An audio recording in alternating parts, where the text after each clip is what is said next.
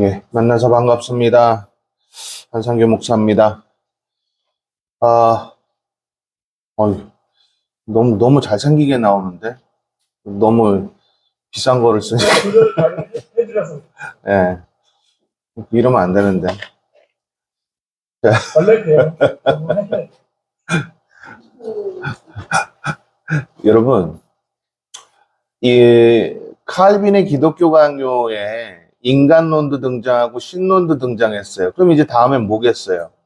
인간은 왜 구원을 받아야 하는가에 초점이 맞춰질 수 있겠죠. 그리고 인간은 회복할 수 있는가? 인간은 과연 그 회복이 무엇인가?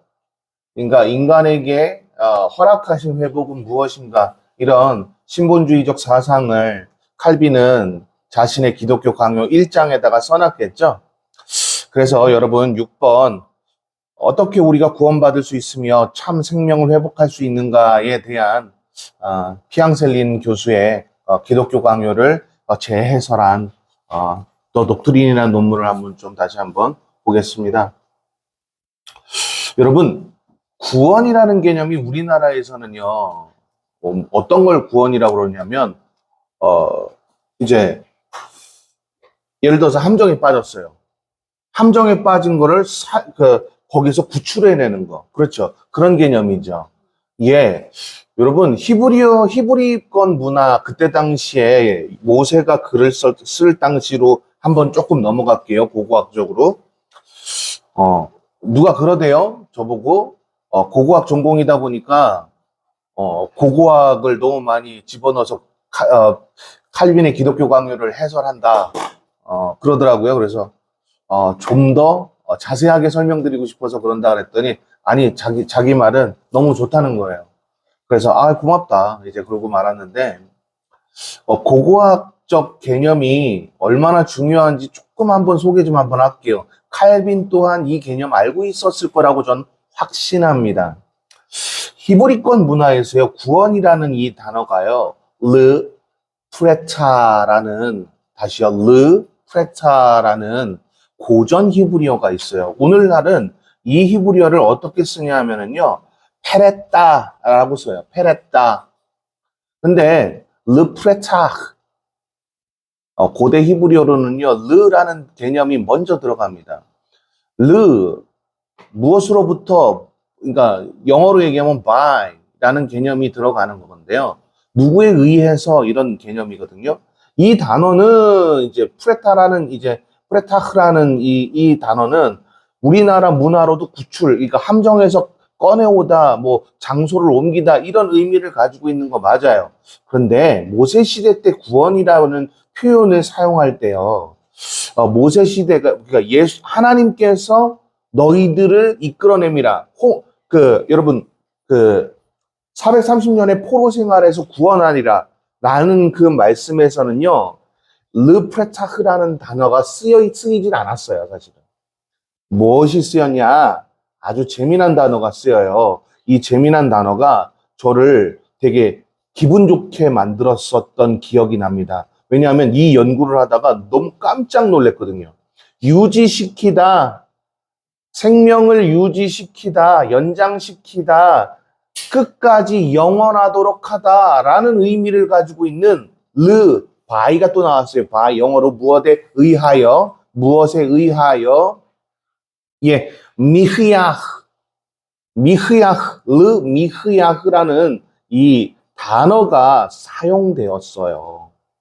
이 단어가 아까도 말씀드렸다시피 생명을 유지시키다, 생명을 보존하다, 또 영원하게 하다 이런 의미를 기본적인 배경으로 깔고 있는 히브리어입니다. 그러면 구원이라는 개념은 결국 뭘까요? 우리의 생명을 영원하도록 하는 것입니다. 그게 구원의 의미예요. 여러분 구원 받았습니까? 그러면 여러분 우리 다 아멘 하잖아요. 그럼 구원이 뭔지 설명해 보세요. 그러면 제대로 대답할 수 있는 사람이 아무도 없을 거예요. 근데 기독교 강요를 읽었다면 구원은 영원한 생명에 이르는 것입니다. 라고 대답할 수 있다는 거죠. 그러니까 영원한 생명에 이를 수 있다라는 것을 알고 있던 칼빈은 분명히 고대 히브리어를 알고 있었다는 거예요. 이 단어를 알고 있었다는 얘기예요. 배경이 그렇게 깔려 있단 말입니다. 그래서 여러분, 구원이라는 이 개념은 영원하다라는 이제 무제한이다라는 limit라는 개념이 등장한단 말이죠. 제가 이렇게 어렵게 설명하면 안 되죠. 예, 영원하다, 제한이 없다 이런 뜻이에요. 그렇다면 이런 개념으로 구원을 바라본다면 우리의 삶은 영원한 생명을 얻은 자처럼 살아가야 되잖아요. 그렇죠? 제가 그랬잖아요. 고고학에서 그때 당시에 여러분 아카드 문명서부터 계속 쭉, 그러니까 메소포타미아 문명, 아카드 문명 쭉 이어오면서 아시리아의 근반으로 또 팔레스타인 지역에서 쭉 토판들을 발견한 것들 중에 죽음이라는 단어가 뭐였죠? 괴로움, 슬픔, 모든 역경, 힘듦, 고통 이런 것들을 죽음으로 여겼잖아요. 그렇죠? 기본적인 베이스로 깔려 있다 그랬잖아요. 그럼 하나님의 사람, 영원한 구원을 얻은 사람은 여러분 어떻다는 거죠? 내가 너 때문에 못 살겠다. 이런 얘기를 한다는 거예요? 왜 너는 항상 나를 이렇게 지옥의 구렁텅이로 만들어? 이런 얘기 한다는 건가요? 그렇지 않죠. 그렇죠. 하루하루가 영원한 생명으로의 연장선이기 때문에 계속해서 오늘도 나에게 이러한 시험을 허락하신 것은 나의 영혼이 잘 되게 하시려는 거구나 라고 생각하면서 감사하게 된다는 거죠. 그래서 은혜를 입은 자에게는요 감사하는 삶이 드러난다. 칼빈이 한 말이에요. 칼빈이 한 말입니다. 여러분 감사하고 사십니까? 근데 칼빈은 어디까지 감사하라고 했을까요? 자신의 논문에. 칼빈은 어디까지 감사하라 그랬을까요? 죽기까지 감사하라 그랬거든요. 그러면 여러분 고대 히브리어를 알고 있었다는 얘기예요, 이게. 자, 이제 칼빈의 이야기를 했으니까 여러분 한번 기독교 강요 논문 피앙셀 링크 한번 보자고요. 6번. 어떻게 우리가 구원받을 수 있으며 참 생명을 회복할 수 있는가? 저랑 똑같은 얘기 하는지 한번 보자고요. 한번 봅시다. 피앙세가 하나님 앞에 서게 되면 인간은 자기 자신의 무능력과 가련한 것, 그리고 비참함과 가증한 것이 파멸을 불러온다는 것을 깨닫게 된다. 그거 봐요. 죽음이라는 개념이 고고학적으로 그때 당시에 죽음이라는 그 개념이 어떤 거라 그랬어요? 괴로움, 고통, 막 이런 슬픔, 이런 것들을 죽음의 개념으로 바라봤다 그랬잖아요. 예. 그래서 여러분 욥기서를 읽어보면 욥이 계속해서 죽여달라고 하잖아요. 거기에서 그 고통을 얘기하는 거예요. 이 죽음이 어차피 내게 임했으니 그냥 차라리 죽음이 임한 것에 대해서 내가 받아들이겠다. 그렇게 얘기한 거예요, 사실은. 자, 뭐 어찌됐건 지금 욥기 하는 게 아니라 지금 기독교 강요를 살펴보는 거니까 우리 한번 좀 요것도 한번 다시 한번 살펴보자고요. 아주 재미나요. 또 그다음 보세요. 이것은 자기를 부정하는 일이다. 다시요. 이것은 뭐라고요? 자기를 부정한다. 예. 깨닫는 것 자체는 결국 자기를 부정하게 되어 있어요. 왜요? 칼빈이 말했잖아요. 하나님께서 주신 사고를 하나님께서 내게 허락하신 모든 것들을 깨닫는 게 뭐라 그랬어요? 은혜라고 그랬거든요. 은혜예요. 그래서 이거를 자기를 부정하는 일이라고 피앙세는 여기다가 이렇게 설명한 거예요. 인간의 인생은 모두가 하나님 앞에 불법자로서 죽어 마땅하다. 그런데 하나님께서는 풍성하신 긍휼과 자비로서 자기 자신을 뭐라고요? 이게 제일 중요한 메시지거든요. 기독교 강요에서. 여기에서 지금 동사 주체는 뭐냐 하면 긍휼과 자비를 가지신 야훼 하나님이 자신을 계시하셨다. 동사가 자신을 계시하셨다가 동사잖아요. 그렇죠? 이게 계시라는 개념이 무슨 의미죠? 우리 특별 계시, 일반 계시 그런 것들 제가 설명했잖아요. 여기선 특별 계시를 얘기하는 거예요. 참 믿음을 우리에게 집어넣으셨다라는 개념이에요. 그래서 인간의 도리를 하게 했다라고 설명하고 있어요. 기독교 강요에는. 믿음이 없으면 인간의 도리를 하지 않기 때문에 인간이 아니라고 얘기하거든요. 그러니까 믿음이 없으면 인간이라고요? 아니라고요? 너무 심한 말 하는 거 아니에요? MDB 시절, MDB 제가 가르칠 때 2011년이었나? 12년이었나? 아무튼 제가 클래스 그레이드 2 클래스를 맡았었을 때일 거예요. 어떤 전도사님이 저한테 그렇게 물어보는 거예요. 그럼 믿음이 연약한 사람들은 사람이 아니라는 겁니까? 여러분, 믿음이 연약하다라는 개념은 바울의 개념이에요.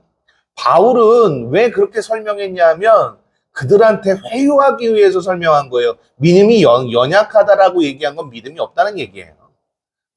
문맥을 잘 보세요. 고린도전서에서 과연 그들이 믿음이 있는 사람처럼 행동하나요? 아니죠. 그럼 거기에서 믿음이 연약하다라는 이 개념을 가지고 그러니까 문맥을 안 살피고 믿음이 연약한 것도 믿음이 있다라고 착각하는 이거를 뭐라 그러죠? 알레고리라고 하는 거예요. 그래서 맨날 그러잖아요. 믿음 떨어졌어. 여러분, 믿음이 떨어지는 겁니까? 사과는 떨어질 수 있어요. 복숭아도 떨어질 수 있어요. 그렇죠? 위에 있는 게 무거워지면 떨어지잖아요. 예, 그런 것들은 떨어질 수 있지만 믿음은 떨어지는 게 아니에요. 전적으로 야훼 하나님을 신뢰하는 것. 예, 그것이 떨어질 리는 없죠. 내가 하나님의 사람이라면, 자기를 부정하는 사람이라면 절대로 믿음이 떨어질 일이 있어요, 없어요? 없는 거예요. 여러분, 막 기분 나빠가지고 막 울부락불부락 막 하던 청년의 시절이 있다고 칩시다. 아브라함 이야기를 한번 들어서 한번 얘기하는 거예요. 너는 본토 직접 아비집을 떠나 내가 내게 지시할 땅으로 가라라고 몇 번 했는지 모르겠지만 문헌들을 살펴보고 탈무드를 살펴보면 젊은 시절부터 불렀던 그 모습을 봐요. 그런데 창세기 12장에도 나오지만 실수해요, 안 해요? 그럼 이 사람이 실수했다고 해서 하나님이 내버려 두셨나요? 견인하셨죠. 이끄셨죠. 다시 새롭게 하시려고 갖다 다시 원상복귀해 놓으시죠. 그러니까 믿음이 떨어진다는 얘기는 아니에요. 믿음이 떨어질 수가 없어요. 그쵸? 근데 믿음 떨어진다고 우린 그렇게 배웠어요. 아, 믿음 떨어져. 그렇게 안 배우셨나요? 그거는 전혀 전적으로 개신교, 그러니까 프로테스탄트 교리에는 완벽하게 위배가 됩니다. 자, 여기까지 다 이해되셨죠? 그래서 이 부분을 우리가 조금 이해해야 하는 게 있어요.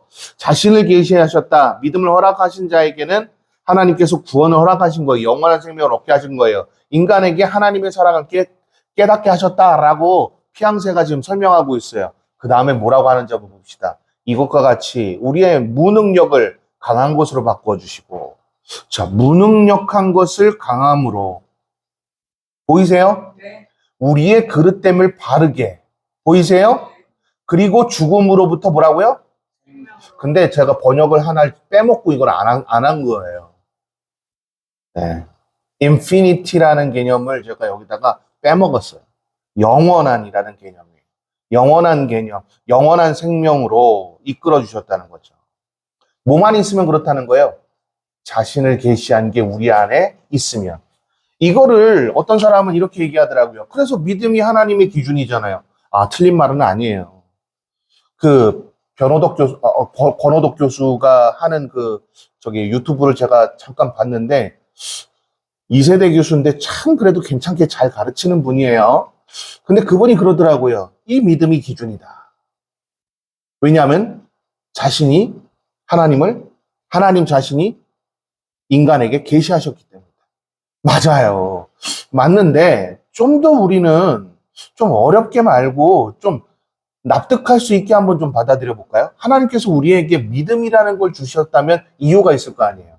그렇죠? 어떻게 해요? 삶 속에서 드러내라고요. 맞습니까? 예, 드러내는 것이 기준인 거예요. 하나님의 것을 드러내는 것이 기준인 거죠. 피앙세는 그걸 말하고 있어요, 사실. 피앙세는 기독교 강요를 강해하면서 자신의 의견을 덧붙일 때 바로 그런 것들을 덧붙이고 있어요. 그래서 한번 봅시다. 구원으로 악마의 세상으로부터 하나님이 직접 지배하시고 통치하시는 나라로 인도하시게 됐다. 이건 뭐 다 알고 있는 내용이잖아요. 그렇죠? 그 다음 이제 피앙세가 덧붙인 이제 코멘트가 나와요. 이건 같이 한번 읽어보실래요? 시작. 그래서부터 제가 그래서를 뺐거든요. 같이 한번 읽어보세요. 시작. 그래서 우리를 율법 아래 두시고 훈련하시며 여기까지만요. 잠깐만요. 한 문장을 일단 먼저 보자고요. 그래요. 율법 아래 두셨어요. 우리를 율법 아래 두셨다고요. 율법을 왜 주셨다 그랬어요? 우리가 죄인임을 깨닫기 위해서. 하나님의 최소한의 법이고 우리는 할 수 없지만 하나님의 자신이 계시한 그 모든 것으로 그 모든 것을 할 수 있음을 나타내기 위해서 율법을 주셨다. 자, 조직신학적으로 우리는 이 세 가지를 기억하라고 하고 있잖아요. 그렇죠? 근데 여러분 이거를 뭐라고 부르고 있어요? 피앙세가 코멘트로 따라해보세요. 훈련. 훈련이었던 거예요.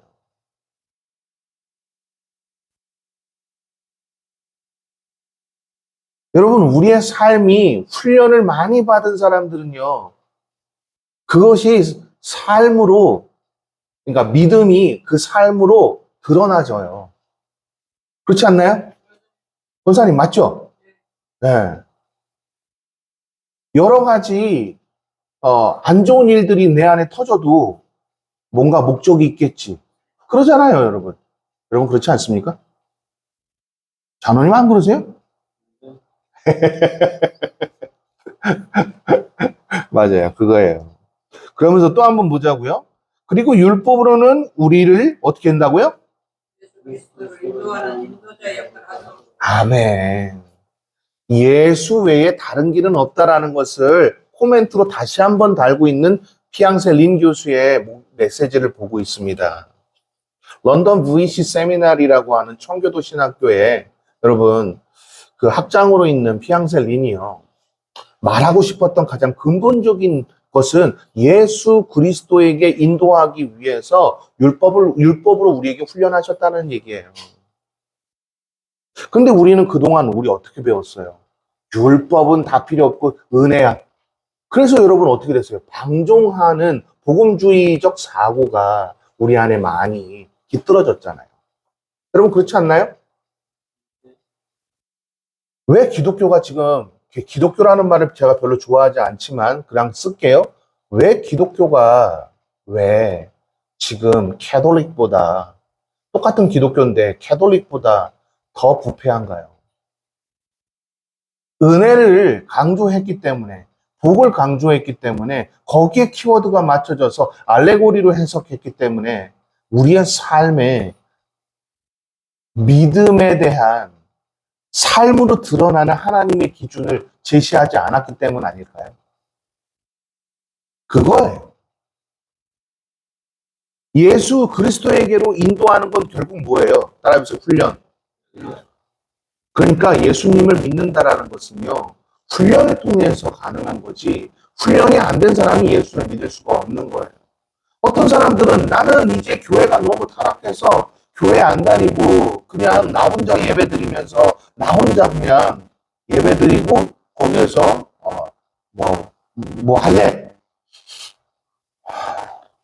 미안하지만 그렇게 해서 믿음이 자라지는 않아요. 하나님의 말씀을 바르게 인식해야 자라날 수 있는 거거든요. 여기까지 다 이해되셨나요? 예. 자, 이렇게 기독교 강요 1장은 구원론도 같이 들어가 있다는 것을 여러분 살펴봤지만 결국 구원이라는 이 배경은 영원함이에요. 이 영원함을 허락하기 위해 정리해 보자고요. 이 영원함을 허락하기 위해 하나님이 자기 자신을 인간에게 계시하셨어요. 이걸 우리는 뭐라고 부른다고요? 믿음이라고 불러요. 그렇죠? 이 믿음은 결국 삶으로 드러나기 때문에 기준이 돼요. 맞아요? 이 기준에 의해서 훈련이 되어지면 결국 예수 그리스도를 믿을 수밖에 없는 그러니까 예수 그리스도의 도제화된 제자가 된다는 거죠. 여기까지 다 이해되셨나요?